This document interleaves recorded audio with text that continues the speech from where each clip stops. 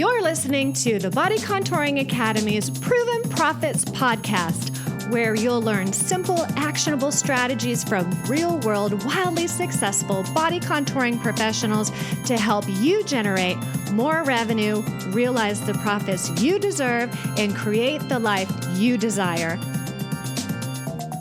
I'm Shannon Schimmel. And I'm Kay Overly, and we're your hosts of the Proven Profits podcast. Welcome back to the Proven Profits podcast. I'm Shannon, and Kay's here, and this is episode 005, How to Build Your Body Contouring Brand by Shaping Patients' Perception with the Patient's Eye View. To get your office ready for body contouring patients, to quote the renowned business trainer Katie Zabriskie, you must always remember that your patient's perception is your reality or your truth. So when you want to achieve success with body contouring, this basic concept must always be first and foremost on your mind and at every step. It's your customer's perception that matters. So you must create the perception to them that you are the body contouring expert. You probably fall into one of three categories. You're adding body contouring to your medical practice, you're adding it to an established aesthetic business, or you're a brand new body contouring provider. Either way, start now evaluating everything from the patient's perspective. You have the power to shape the patient's perspective and therefore create the reality you want to create, that of a body contouring expert. It's just like when you focus on the way your website looks and the content it contains to set yourself up as that expert, you have to stay mindful of how your office looks and what it contains, and from the patient's standpoint. We call this the patient's eye view. The patient's eye view has two parts. First, it's emotional, not logical. Many facets play into the patient's eye view that are not based on logic. Patients form opinions, for the most part, based on how they feel, on emotion. So, you're probably thinking, how could this occur? It's because perception very often exists even without our awareness. Now, that's profound. Let's repeat it.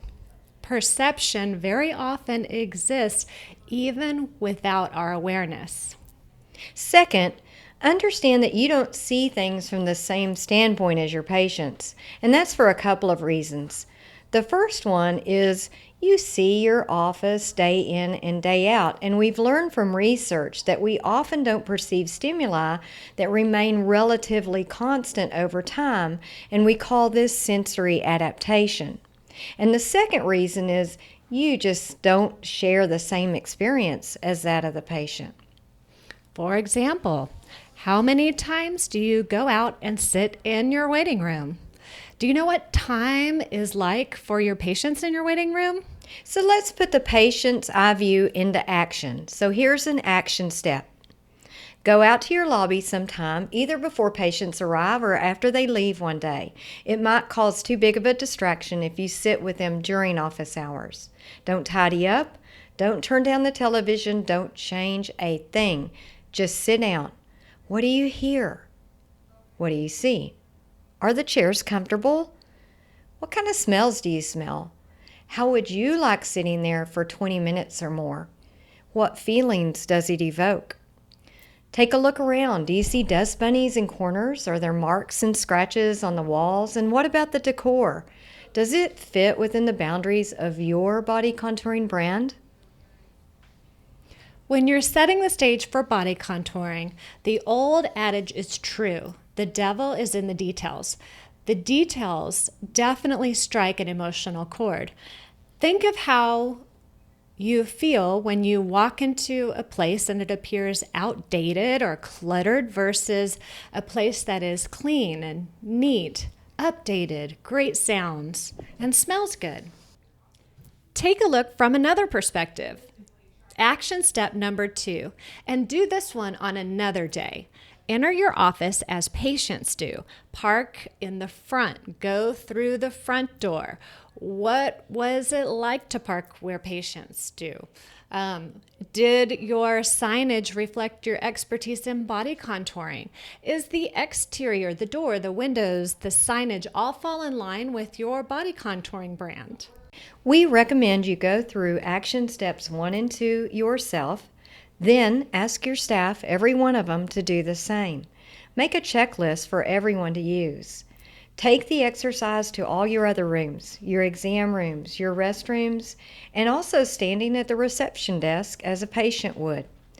Gather the input from the checklist and come up with your own action plan to create your reality, that of a body contouring expert, by shaping the patient's perception using the patient's eye view.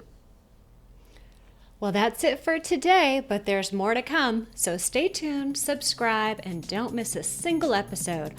Bye for now from Shannon and Kay at the Body Contouring Academy's Proven Profits Podcast.